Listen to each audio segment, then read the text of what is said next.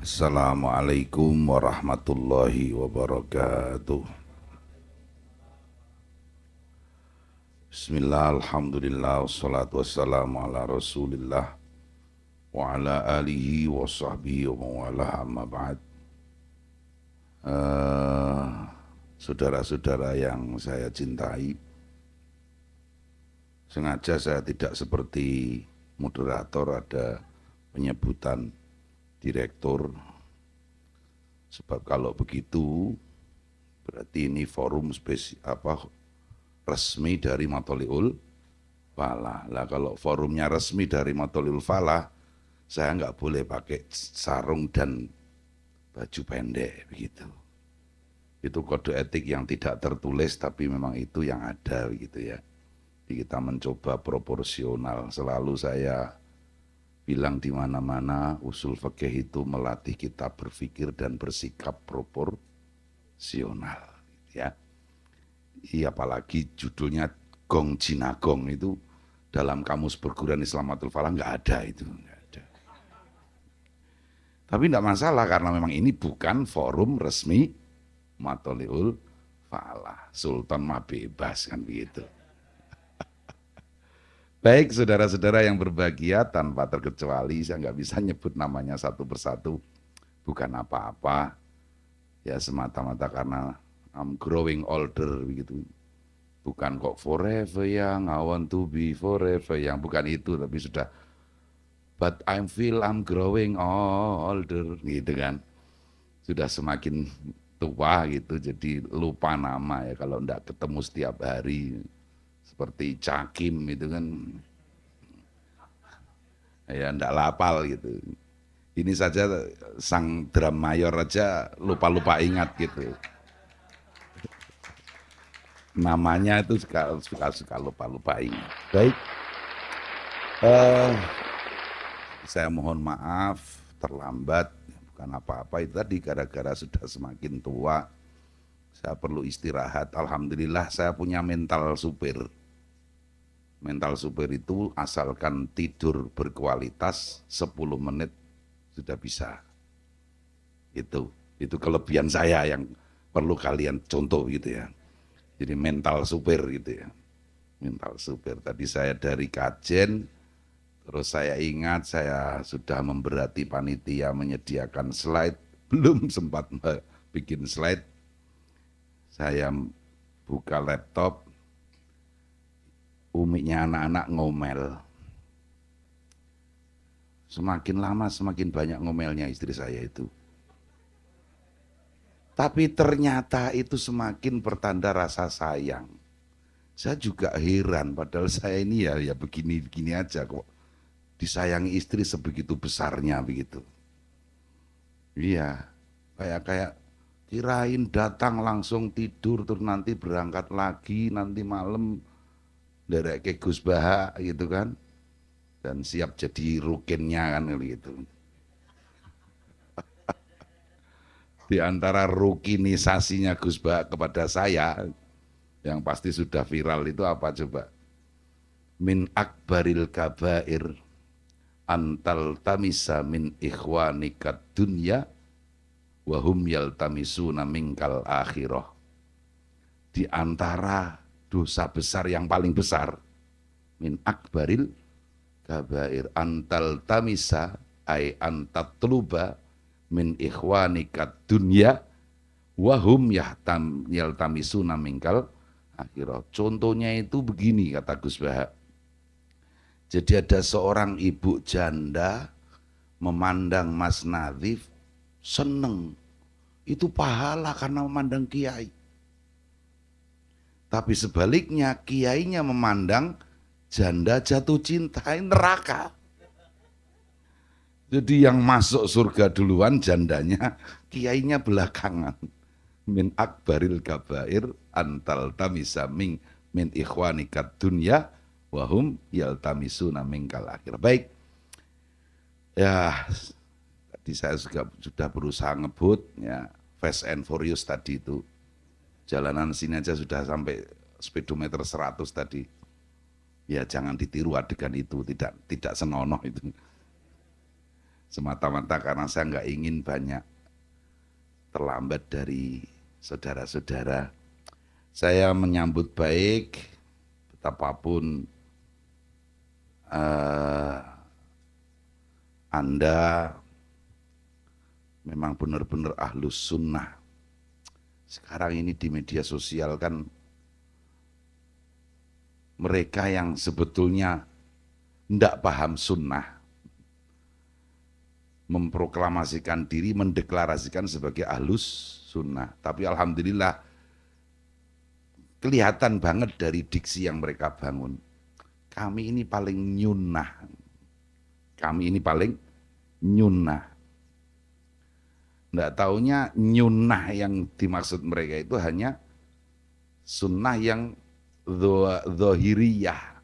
Dan itu pun terpotong-potong. Jadi kulit-kulit luarnya saja. Sedangkan Anda karena mencintai silaturahim sesuai dengan hadis Nabi, apa itu? Man sarrahu an yunsa'a fi umrihi wa yubsata fi rizkihi falyasil rahimahu. Barang siapa ingin dipanjangkan usianya, dilapangkan rezekinya, maka silaturahim. Cuman begini. Nah ini untuk menunjukkan, ini kan di streamingkan ya, untuk menunjukkan bahwa kita ini benar-benar ahlus sunnah. Jadi itu ya, satu enggak sepotong-sepotong, dua kita itu harus punya atau setidaknya mengetahui mukhtalaful hadis. Hadis yang terkadang sering berkelindan. Hadis yang terkadang sering ta'arud. Ta'arud itu sendiri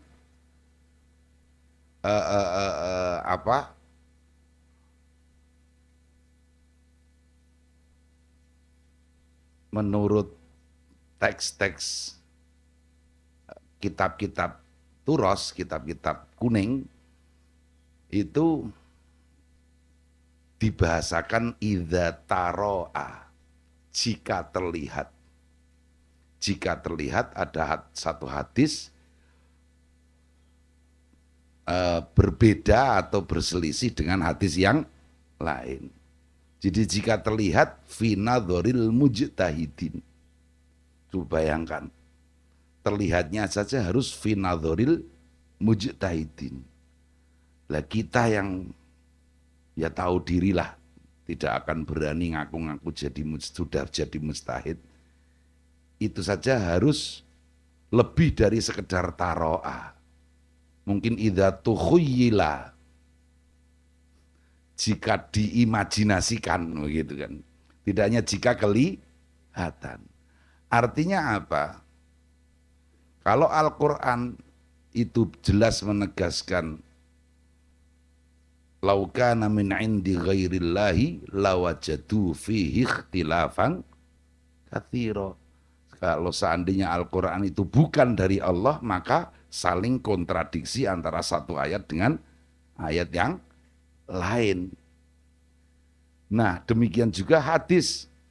Karena kita meyakini in huwa illa wahyu yuha wa ma yantiqu 'anil hawa in huwa illa wahyu yuha. Kita jelas Syafi'i. Kalau kata Gus Faiz tadi malam, hati-hati kalau enggak Syafi'i ya dianggap enggak Islam kan begitu kan. Nah, kita ini masih Syafi'i, sampai usul fikihnya juga Syafi'i, di mana takhsisus sunnah bil kitab wa takhsisul kitab bis sunnah itu boleh. Karena dalam satu ranah Quran dan hadis itu sama.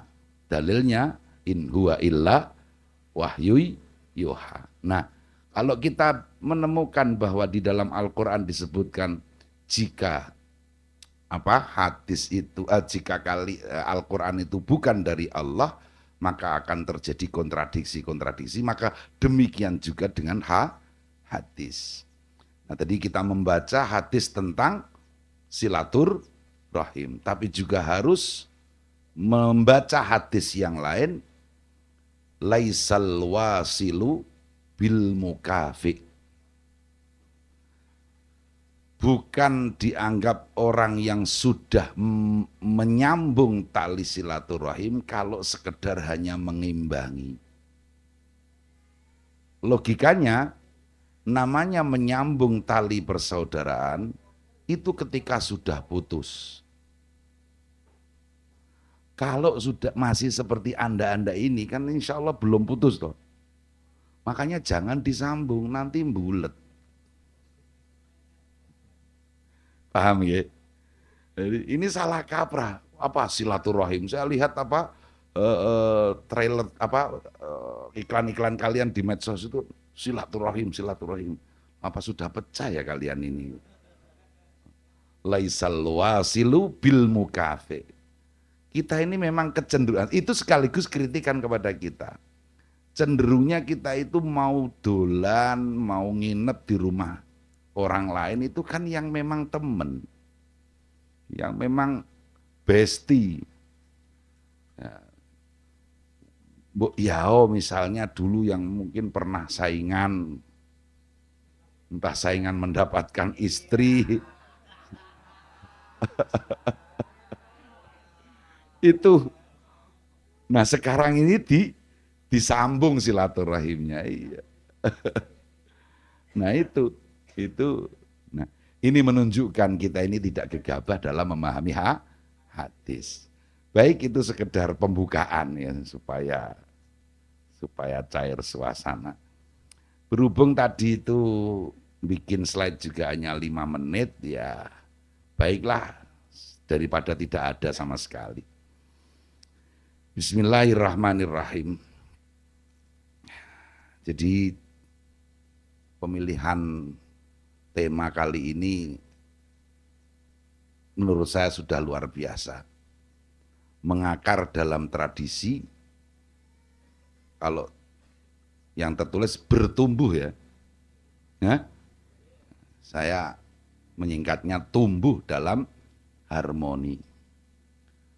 Sebab tumbuh itu sudah kata kerja. Maka kalau dikasih kata kerja lagi, bernya itu apakah termasuk af'alus syuru atau paham ya? Mohon maaf saya masih suka begini-begini. Di kelas itu terutama apalagi sekarang ini saya hanya ngajar di Banat. Itu tiba-tiba di tengah-tengah itu, di tengah-tengah ngajar yang ketika sudah sampai pada topik yang sulit, saya tuh nyanyi, mendendang. Ya terkadang sholawatan, kadang nyanyi. Terus di antara nyanyian yang pernah saya dendangkan di kelas itu, selama nafasku masih berdetak atau apa itu, terus berhembus, terus habis itu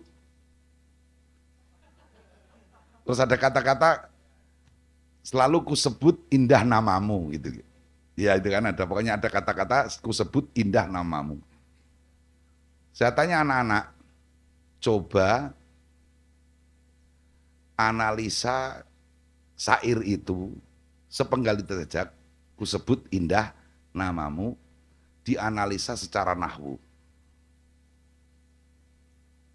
Melongok semua, seperti kalian kali ini ya.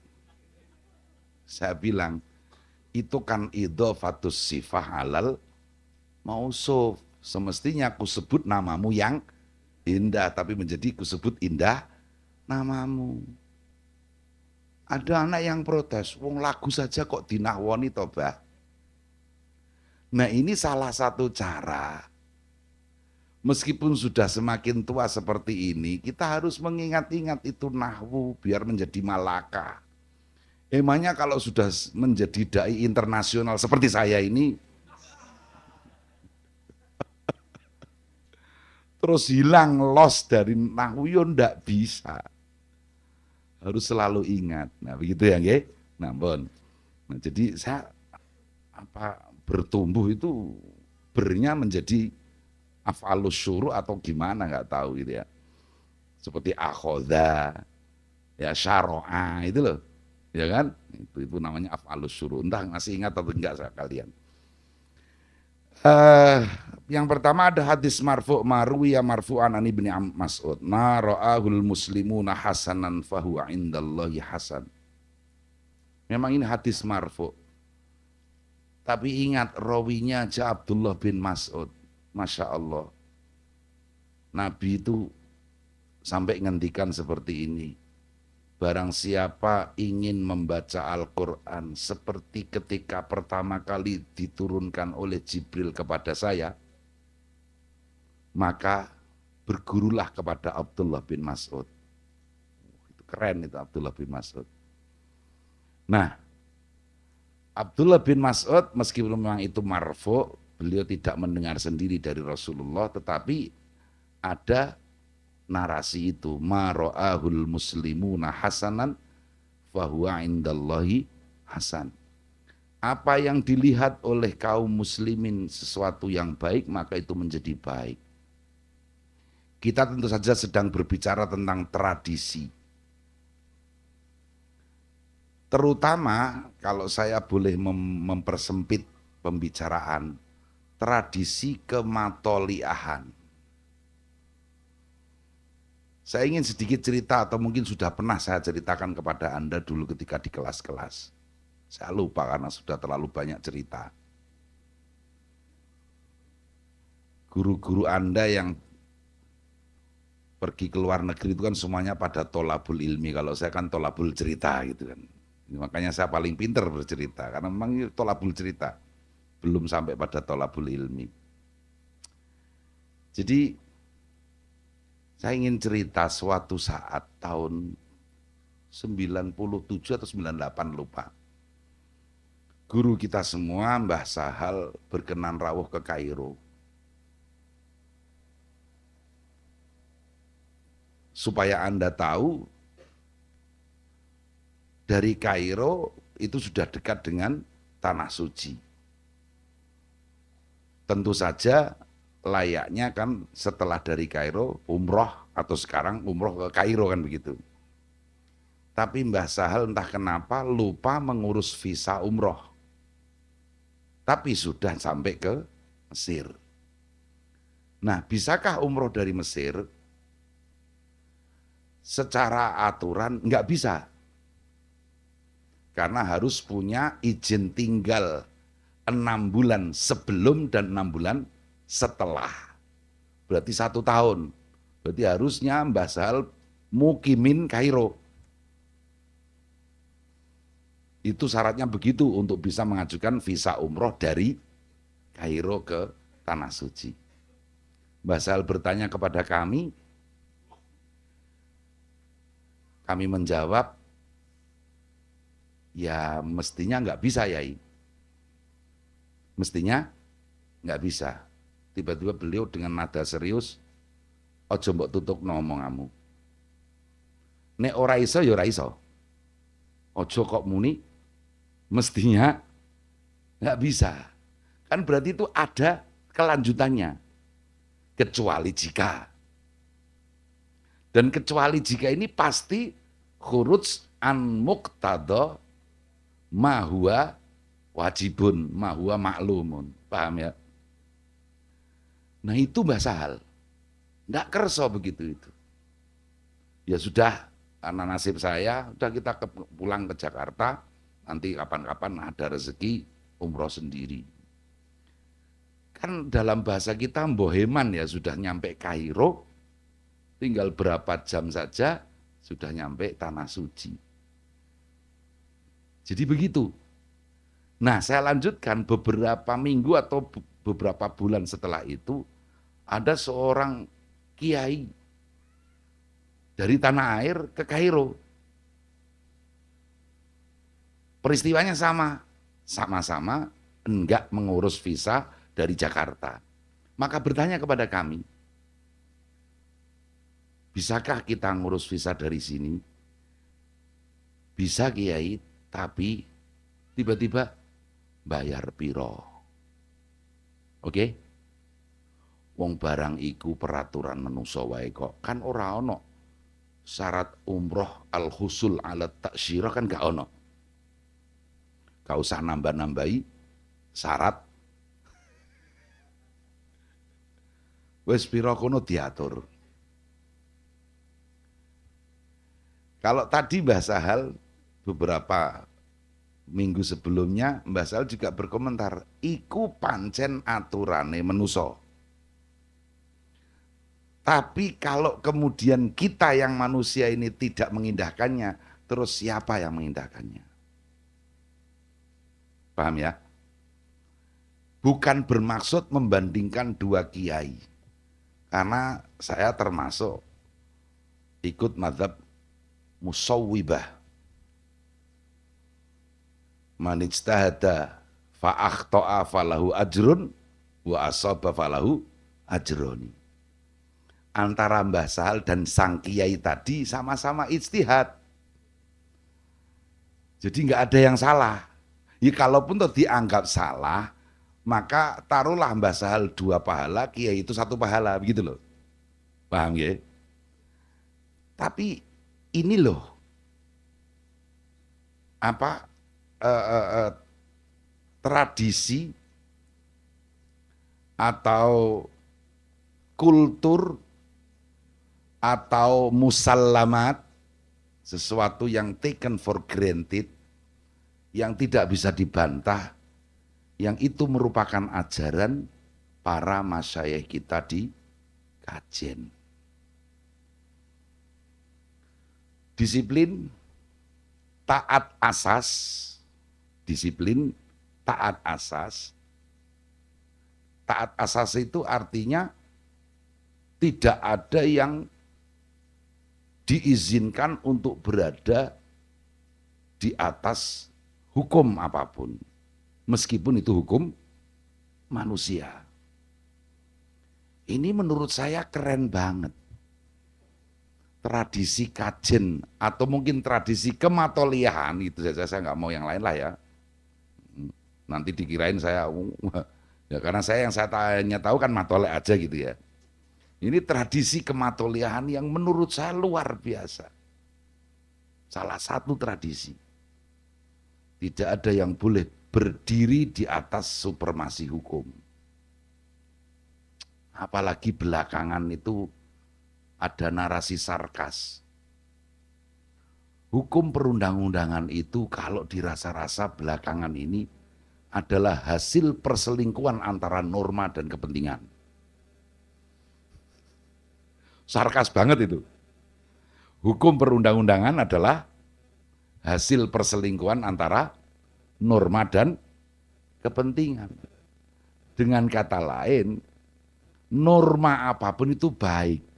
Tapi kalau sudah yang berbicara adalah kepentingan, perlu adanya perselingkuhan. Paham? Nah, Mbah Sahal dalam hal ini membawa bendera Kajen untuk anti perselingkuhan. Jadi guru-guru kalian, kiai-kiai kalian yang dulu ketika jadi gus, itu juga gus-gus besar, enggak hafal ya, enggak naik kelas. Enggak perlu saya sebutkan karena enggak enak itu kan. Ya udahlah, minhum saya sendiri. Saya sendiri yang akhirnya menjadi menantu direktur, kan begitu kan.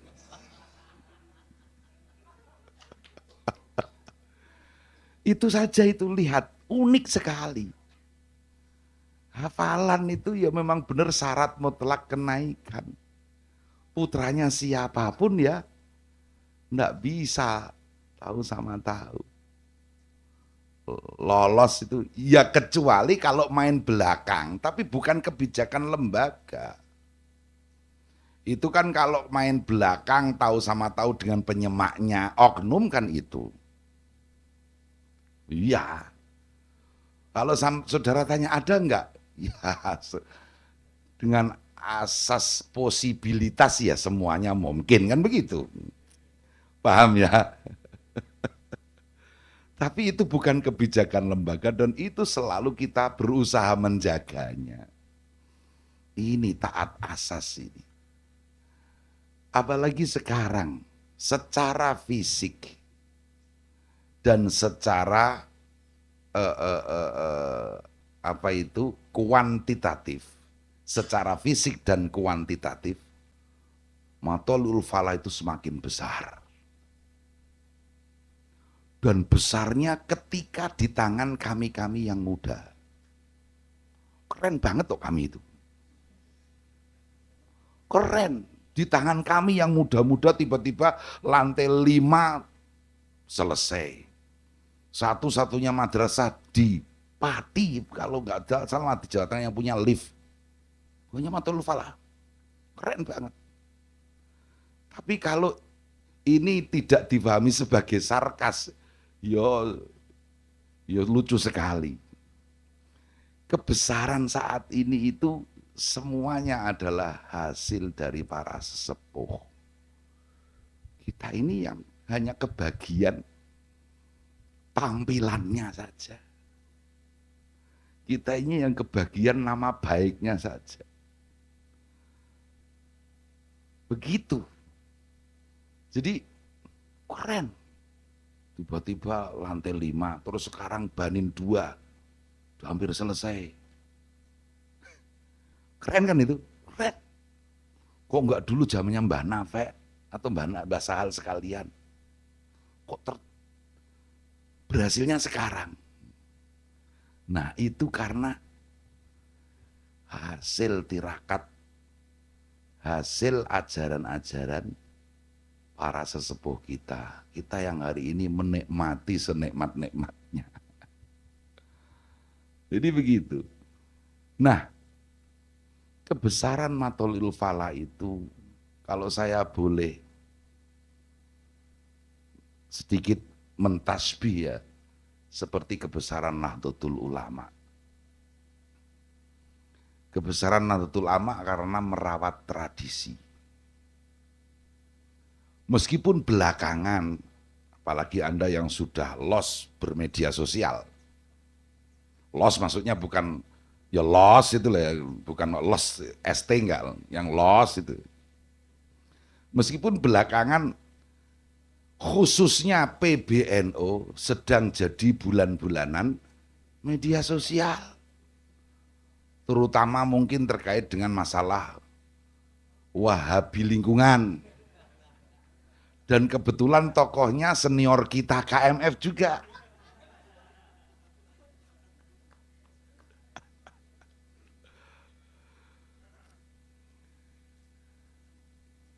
Jadi ya kalau NU itu lagi digitukan ya.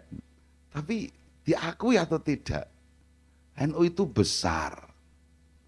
Meskipun memang Nahdien yang katanya mulai tercerahkan itu sudah mulai gerah dengan rezim PBNU sekarang. Yo Nahdien muda seperti Anda ini sudah mulai gerah melihat PBNU sekarang.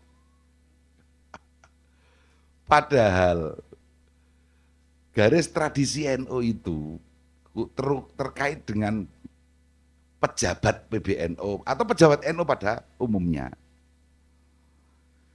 Itu NU itu selalu dipegang oleh orang-orang dengan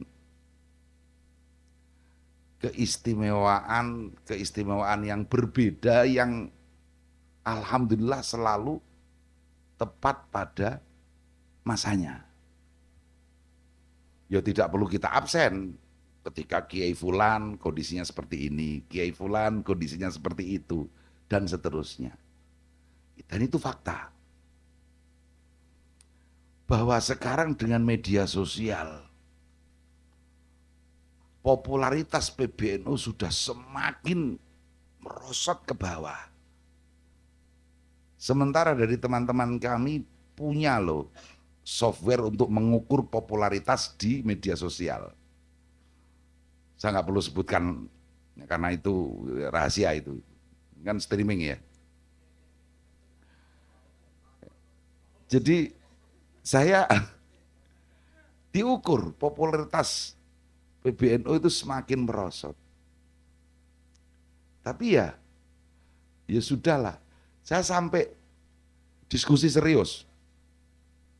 Dulu entah tahun berapa kalau tolong saya dikasih informasi. Geger masalah Saracen. Saracen itu ya perusahaan hoax itulah. perusahaan buzzer itulah. Buzzer itu ada perusahaannya. Entah rumah kreatif atau apa, tapi ya begitu. Kemudian terkuak skandal Saracen.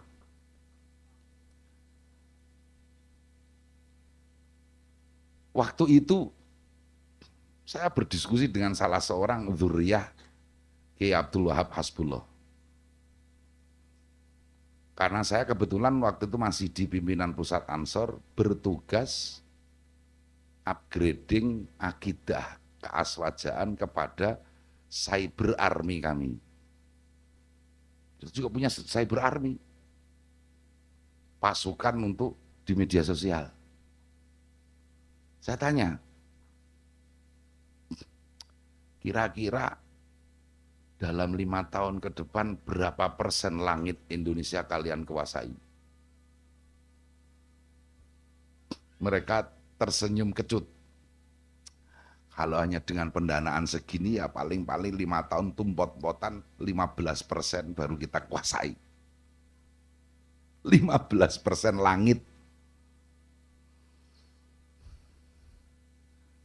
Langit data ini baru bisa kita kuasai. Nah akhirnya saya katakan saya diskusi dengan Ahlul Baitnya Mbah Wahab Hasbullah. Gus, konon Mbah Wahab itu sering bikin hizib. Ya kayaknya nggak salah, betul. Kenapa emang? Ada nggak Gus? Sampean coba create hizib untuk mematikan server gitu loh. Paham ya? Jadi klenik melawan dunia maya. Itu kan sebetulnya saya nggak tahu itu. Itu ketawa terus tiba-tiba. Coba kita pikirkan serius, barangkali. Coba kita pikir serius, barangkali bisa. Ketimbang kita mencari pendanaan untuk menguasai langit-langit ini. Saya sampai punya ide seperti itu, mengalahkan server-server ini dengan hizib. Lah piye meneh? Itu cara instan sih. Kadang juga kita perlu cara instan gitu ya. Oke. Saya ini dibatasi waktu atau asal los saja? Los ya. Los, oke, los. Nah itu udah lama itu ya ketika mulai ada Saracen. Belakangan yang ketika kita melihat popularitas kita di media sosial semakin di bawah. Saya matur kepada para petinggi di Jakarta, petinggi PBNU. Memang ini persoalan receh. Soal tambang, soal Mas Ulil yang sedang dihujat, itu bagi NU ya receh. NU itu kan besar. Kalaupun toh harus mengorbankan Mas Ulil siap dikorbankan. Iya biasa aja itu. Iya, enggak masalah. Dan Mas Ulil sudah dengan jumawa berani berkorban, enggak masalah. Memang itu receh, tapi pengaruhnya di bawah enggak receh lagi. Apalagi ada yang orangnya gembul itu kan. Oh iya ada fotokopinya ya.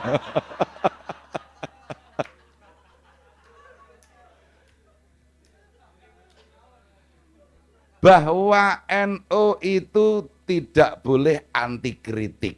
Tapi kalau yang terjadi adalah nyinyir, apalagi membolak-balikan fakta, gayanya itu pakai data, tapi analisanya ini analisa pakai mantek sufsatoi. Ngeri banget itu. Dan begitu sampean lihat subscribernya berapa. Sejak dulu saya sering membandingkan, mohon maaf saya sebut nama terpaksa. Selevel Mbah Maimun dibanding dengan dai-dai media sosial itu Mbah Maimun kalah di media sosial. Iya. Wong Gus Bahak saja lihat, meskipun Gus Bahak merajai media sosial, tapi memang Masya Allah, maha benar netizen 62 dengan segala ocehannya. Lu itu sekelas Gus Bahak aja dinyinyirin komen-komenannya itu. Belum lagi yang kalau yang komen itu bot, akun anonim, pakai template ya kan, mesti templatenya itu hadis.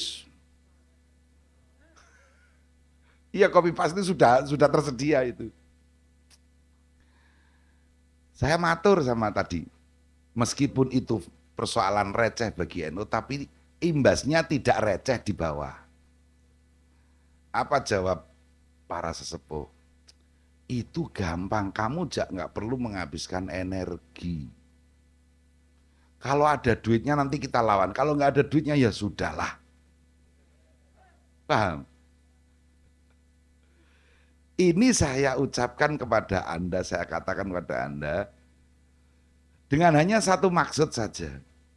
Kalau sampean tiba-tiba berubah pandangan, jauh dari tradisi matolek, hanya karena imbas media sosial, maka ulaika humul khosirun. Paham ya? Tradisi kematolekan yang saya bukan karena saya orang matolek bicara seperti ini, tapi memang saya itu 16 tahun di Kairo, hidup dengan orang macam apapun, mulai yang bilang bahwa sholat tidak wajib, yang sekuler-sekuler itu saya kumpul di sana. Sampai sebagian pengedar ganja saya juga pernah kumpul dengan mereka itu. Terus yang garis keras semacam ikhwan, macam-macam saya juga pernah kumpul.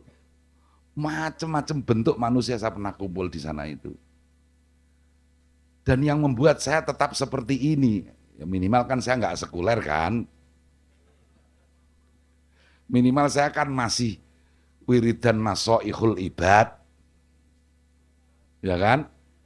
Yang membuat saya seperti ini itu ya karena saya selalu berpegang teguh dengan tradisi kematolian.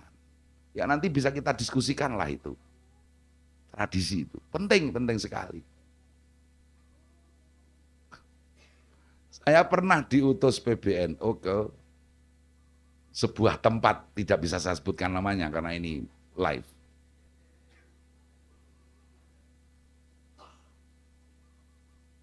Dari airport saya dijemput oleh panitia, itu kok garing semuanya gitu, tahu garing ya? Biasanya saya kalau mewakili PBNU atau apalagi mewakili Ansor, itu sambutan pasti meriah. Bukan meriah dalam arti kemudian berkarpet merah, enggak. Tapi panitia penjemput itu langsung ngeklik, nyambung chemistry gitu loh, paham? Nah itu kelihatan ada kesenjangan psikologis. Sampai sebelum ke acara mampir rumah makan karena perjalanan tadi jauh gitu kan, itu juga nggak ngeklik. Baru kemudian ketika saya nyampaikan materi pertama, setelah materi pertama itu ada tokoh mereka, panitia lokal itu bilang, Gus mau curhat. Baru saja satu materi sudah mau curhat.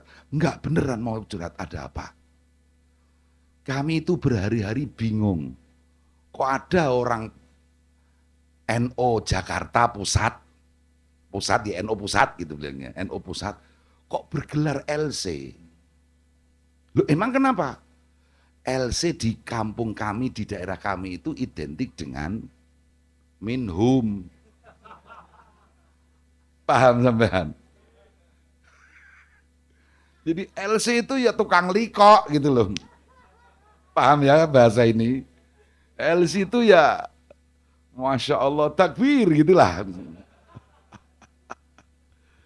Lah ini tadi materi sampean kok bener-bener aswaja banget. Wah lah, jadi sudah ada image seperti itu. Lulusan Timur Tengah itu ya, kalau nggak Wahabi ya minimal itu 212 lah. Atau kalau enggak yang sudah kemudian enggak mau tahlil itulah segala macam segala macam. Ya saya bilang karena di samping saya LC saya juga orang pesantren, pesantren kampung yang berdirinya lebih duluan daripada Nahdlatul Ulama. Kita punya tradisi keaswajaan yang kuat.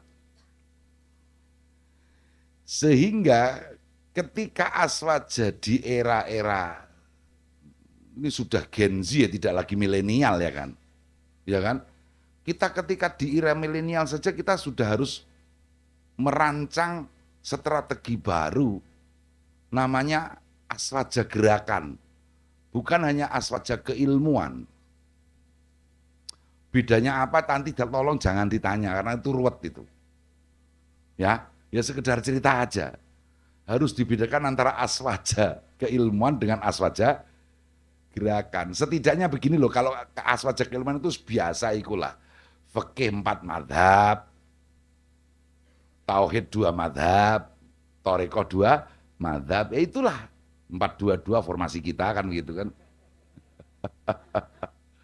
Nah itu aswaja ajaran, aswaja keilmuan. Tapi kalau aswaja gerakan itu ya bagaimana diantaranya harus merawat tradisi. Nah, itu. Maro'ahul muslimuna hasanan fahuwa indallahi hasan. Kemudian walahunna mithlul ladzi alaihinna bil ma'ruf, garis bawahi bil ma'ruf. Atau kalau dulu kan saya bersama Anda ini kan kawaid ya. Iya, masih ingat kan al ma'ruf urfan kal masyruti syar'an. Hah? Al ma'ruf urfan. Sesuatu yang sudah mentradisi itu bisa kal masyruti syar'an. Kalau dalam entah bahasanya siapa pujangga Indonesia, suara rakyat adalah suara Tuhan. Suara rakyat adalah suara Tuhan. Saya sebelum boyong dari Kairo, benar-benar saya memperkosa Gus Ghafur, putra Mbah Maimun, untuk berkenan memberikan nasihat bagi saya sebelum boyong dan terjun di masyarakat. Kenapa saya katakan memperkosa? Karena Gus Ghafur itu paling pelit kalau untuk menasihati orang lain saking tawaduknya beliau. Paham ya? Tapi saya nggak boleh, nggak bisa. Saya harus memperkosa beliau. Supaya beliau berkenan menasihati saya sebelum saya boyong dari Kairo kembali ke tanah air untuk terjun di masyarakat. Nasihatnya itu sekilas sepele, tapi menurut saya dalam banget. Anu mas, abah itu sering ngendikan, ana bocah arep boyong wae ke pondok iku. Cong, kowe nek wis ning omah, tiba-tiba ana wong ngongkon awakmu masyarakat. Ku dadi MC ya. Ojo bergaya nolak. Mau kemudian meningkat menjadi kon tahlil, meningkat kon kultum, suwe-suwe ceramah mau idhah hasanah. Jangan sok berlagu kula dereng pantes. Itu tawaduk yang bukan pada tempatnya. Selama di masyarakat kamu tidak menyodorkan diri, kok masyarakat menunjukmu, dalam bahasa Mbah Maimun, iku Allah. Ingat, perhatikan Mbah Maimun itu sering tiba-tiba ngendikan iku Allah. Itu membuang banyak mudhof. Paham? Iku kersane Allah, iku skenarione Allah. Mbah Maimun sering begitu. Iku Allah. Coba kalau saya ngomong begini tidak di hadapan Anda kan sudah dikira syirik saya. Iku Allah. Iku Allah pilih. Paham ya? Nah, Mbah Maimun tuh sering begitu. Iku Allah. Itu maksudnya iku kersane Gusti Allah. Nah, jadi suara apalagi kalau hadis-hadis yang la tajtami'u ummati ala dolalah ya tullah fauqa jamaah macam-macam itu sampean kan sudah hafal itu. Tapi itu kembali pada itu bil ma'ruf al ma'ruf urfan kal masyruti syar'an.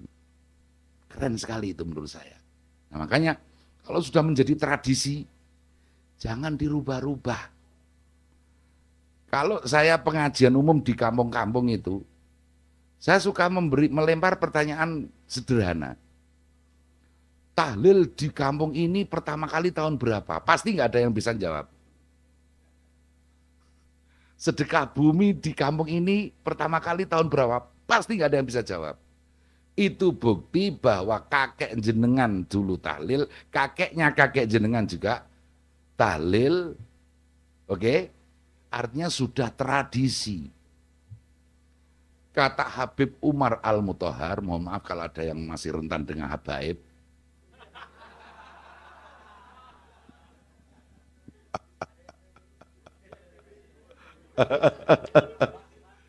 kalau dawuh Habib Umar, itu enak sekali. Kan unzur makal, wala tanzur mangkal, oke? Ya, baik kok, bagus kok. Apa dawuh Habib Umar Al-Mutahhar itu? Jadi kalau kamu punya duit, bikin rumah baru silahkan. Beli mobil baru silahkan. Cari istri baru silahkan, wong duit-duit sendiri. Oke?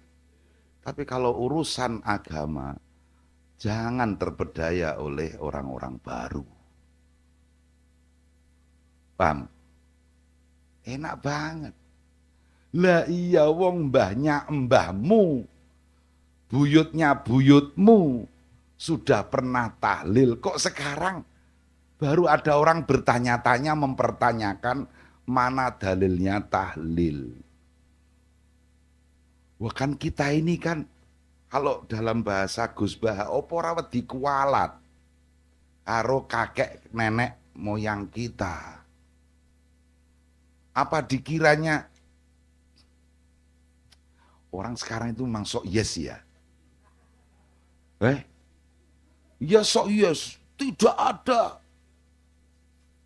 buku semasa, nah, kitab semasa yang menegaskan nasab Ba'alawi. Sok yes, udah begitu sampai walau aftal muftun, wah begitu.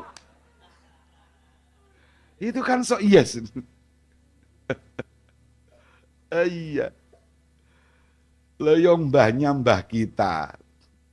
Apalagi Hadratus Syekh Kiai Haji Hasyim Asy'ari itu ya seperti itu, minal muhibbin.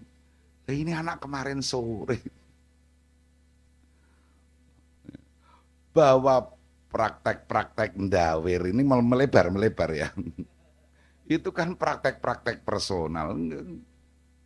Saya juga sering jadi korban ndawir. Saya cara nolaknya halus. Beb, jangan tempatkan saya pada posisi sulit. Karena saya terlanjur mendapat ajaran untuk selalu menghormati Anda. Maka please, ini silat ziarah yang terakhir saja. Jangan kesini lagi.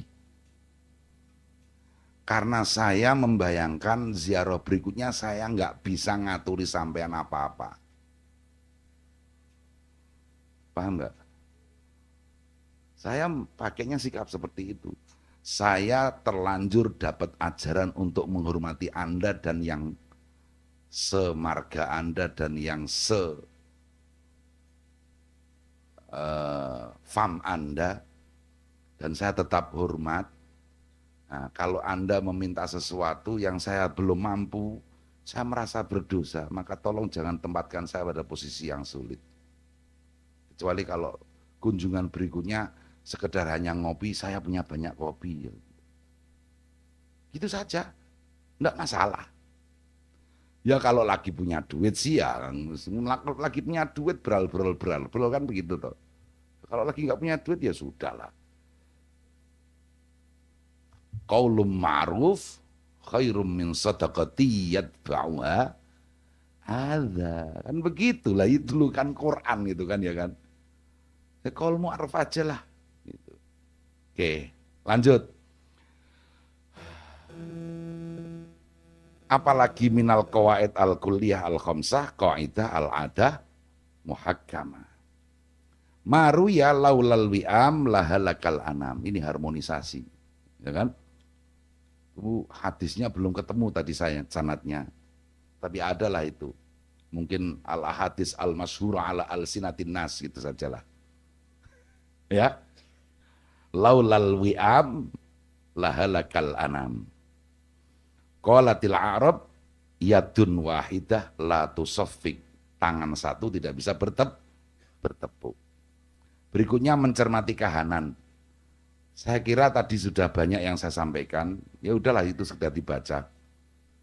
Kalau salah satu produsen HP pernah menulis narasi mendekatkan yang jauh, namun kenyataannya gadget juga menjauhkan yang dekat. Kita kumpulan apa saja. Kalau enggak seperti ini ya, itu kan semuanya pegang HP sendiri, ya enggak? Iya, menjauhkan yang dekat. Nah, apalagi fenomena smartphone on the stupid people, smartphone on the stupid people. Ya Allah Gusti, kita ini belum cukup pintar untuk menggunakan fitur-fitur yang ada. Gini aja sudah berpikir, kapan bisa ganti iPhone 16 ya, gitu kan. Padahal fitur yang 15 saja belum dikuasai kan begitu kan. Iya. Loh, ngerekam layar saja saya baru paham kemarin. Paham ya? Lah iya itu smartphone on the stupid people. Akibatnya ya kecuali jelas itu tabdzir, ya kan, memubadzirkan uang, membeli gadget yang lebih mahal kan jelas tanpa ada penggunaan yang pas atau bahkan belum paham menggunakan kan ya tabdzir. Belum lagi masalah tabdzir, belum lagi saya tuh sering dicurhati bapak-bapak sepuh. Ya nang rene nang. Wonten napa yai? Iki lho, kok metu-metu dhewe. Padahal aku ora tau buka. Mboten ya ini ku nanti mboten jarak keklik. Hai aku yang ngertino istighfar ya aku. Paham ya? Ora iso dibuang kok metu-metu dhewe. Tanya, niki file-file yang dalam WA group pripun yai? Apa iku? Ngenten-ngenten enggak usah wis. Kula riset pabrik nggih yai. Ya wis rapopo. Paham ya? Masya Allah. Jadi kalau dulu saya pernah bercerita kepada Anda, maksiat dulu itu sulit. Sekarang maksiat itu datang sendiri. Berbonus lagi. Mungkin Anda tidak bisa membayangkan, saya dulu itu, kami seangkatan kami itu maksiatnya itu paling banter ngelihat bioskop di Kudus di matahari yang terbakar itu. Itu maksiat paling gede biyen. Oke. Dan itu pun butuh perjuangan yang luar biasa. Setelah sekolah nyelinap keluar pondok, masih ada angkutan kalau ke Kudus. Nah, begitu pulangnya pasti gandul truk. Namanya gandul truk ya haitsu tawajjah hadhihi syahina. Tiba-tiba sampai Sarang. Sarang kembali lagi dapat sampai Juwana. Nah, sampai Juwana sudah mulai jamnya ibu-ibu penjual pasar itu mulai jam 3 malam itu. Bayangkan itu. Nah, tapi alhamdulillah sampai pondok pas menjelang adzan subuh. Jamaah subuh soft pertama dilirik yai, wah ayo enak, nek mate pol itu. Itu gambarannya maksiat dulu, paham ya? Jadi sekarang ini Masya Allah itu tadi, lah iya wong ustad desa kaya wong iso metu dhewe kok nang ora tau tak klik iki metu dhewe. Paham ya? Astagfirullahaladzim. Itu. Oke, lanjut kita percepat dikit biar enak apa diskusinya saja. Kita mulai sangat lupa bahwa berita dan informasi itu tetap mayahtamilu sidqa wal kadhiba lidzatihi. Setahu saya lubul usul tanpa ada kata lidzatihi, tapi justru warokot ada lidzatihi. Itu keren. Lidzatihi, namanya info itu secara zatnya itu masih 50-50. Tapi sekarang kan itu tadi, maha benar netizen 62 itu kan. Paham ya? La ilaha illallah. Jadi ma yahtamilu sidqa wal kadhiba lidzatihi, dzatiyatul khabar. Eksistensi berita aslinya itu ya memang 50-50 antara benar dan bohong. Tapi mengapa orang kok kecenderungannya iya, udah gitu ngotot lagi. Ngototnya pakai apa? Wong gimana wong katanya? Loh katanya kok ngotot. Anomali banget itu. Perdebatan di warung kopi ngotot-ngotot tapi pakainya katanya. Itu anomali banget itu. Dan itu tidak disadari karena itu penyakit umum. Apalagi ibu-ibu, emak-emak, ras terkuat di muka bumi ini.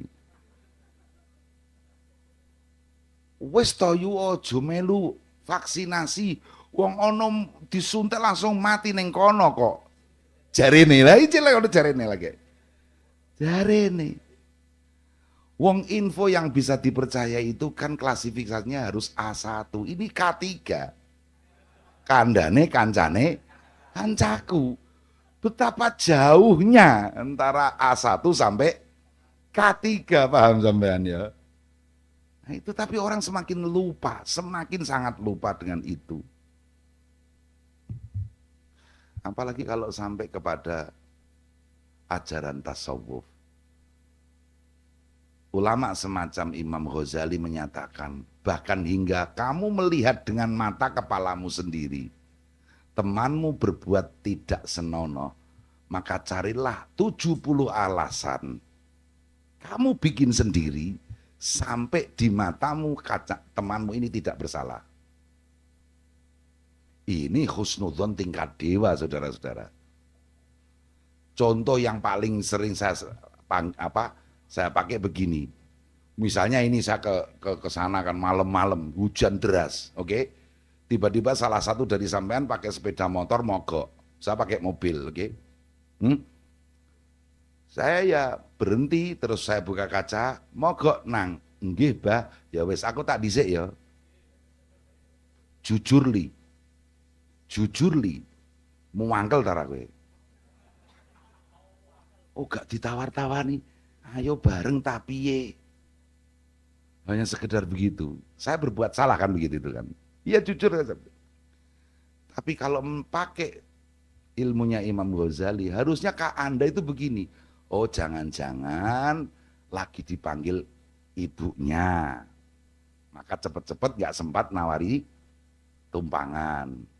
Terus tiba-tiba sampean ingat, ibunya kan sudah kapundut tahun 74. Ibu saya kapundut tahun 74. Cari alasan yang lain, oke? Oh mungkin istrinya mau melahirkan. Misalnya begitu kan? Terus, oh enggak, wong istrinya udah tua, misalnya begitu gitu. Paham ya? Nah, 2 alasan gagal, cari 3 alasan. Sampean karang-karang sendiri.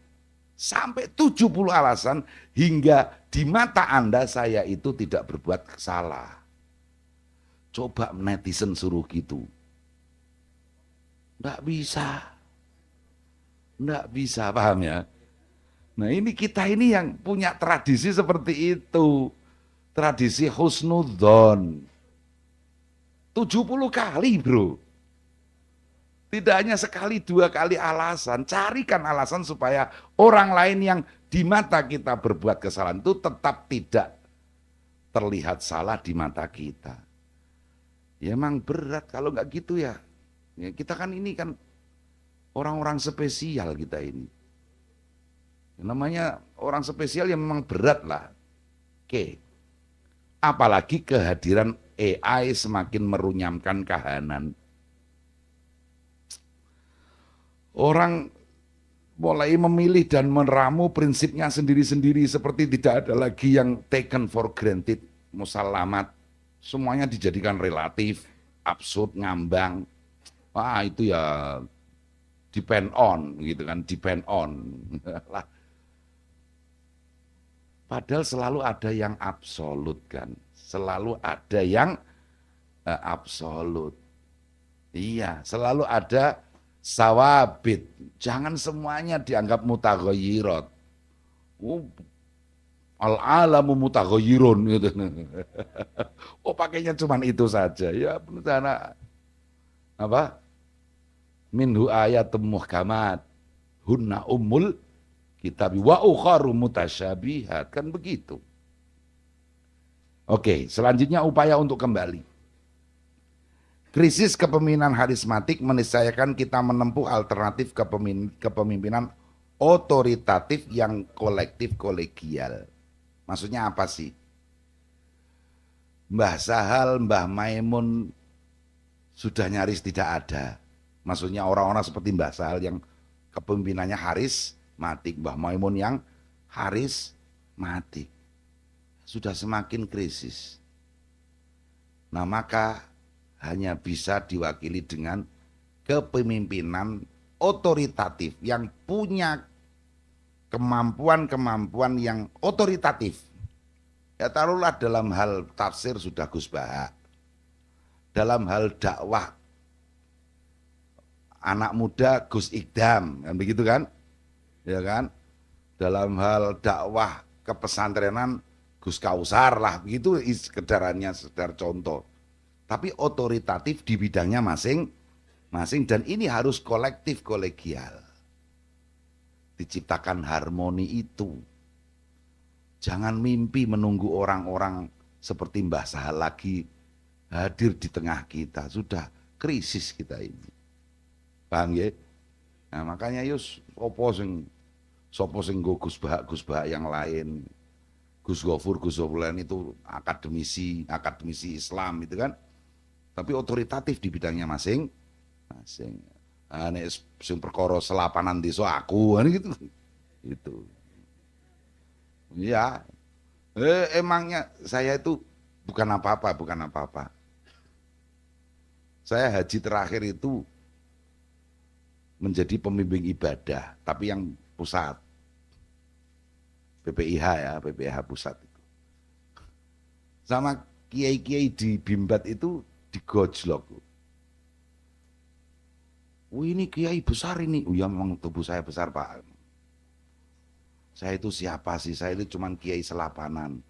Oh ya nggak apa-apa, selapanan internasional. Lu kayaknya mandi. Habis haji itu selapanan luas. Saya nggak bisa ngitung selapanan saya sekarang itu. Iya selapanan terus. Hampir semua hari ada saya selapanan itu.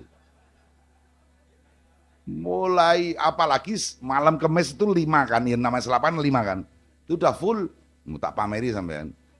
Mulai malam Selasa mingguan, ya kan, mulai Ahad subuh mingguan, Senin sore mingguan, malam Selasa mingguan, malam Rabu mingguan, malam Kemis 5 malam Kemis sudah. Berarti tinggal praktis malam Jumat sudah ada 2 dari 5 berarti tinggal 3. Malam Setu sudah ada 2, tinggal 3. Ya. Malam Ahad sudah tinggal 1. Malam Senin tinggal 1. Itu belum yang siang-siang, sore-sore, belum yang rutinitas 3 bulan sekali, bahkan ada rutinitas setahun sekali. Ada itu saya sudah punya. Ya sudahlah memang bagian saya begini, tapi indah ngaji di wong desa itu. Bloko Suto. Bloko Suto dihapusi sithik-sithik ora apa-apa. Tapi ini harus sama-sama bareng harmoni, itu nggih. Jangan sampai kemudian berdiri sendiri kita nanti semakin tercabik-cabik oleh serigala-serigala zaman. Saya kira itu, maka saya dukung sekali pertemuan ini dengan mengambil tema apa? Mengakar dalam tradisi, tumbuh dalam harmoni. Sekian, mohon maaf, silakan dialog sebisa saya menjawab dialog nanti. Tentu saja juga tidak hanya bertanya tapi juga apa?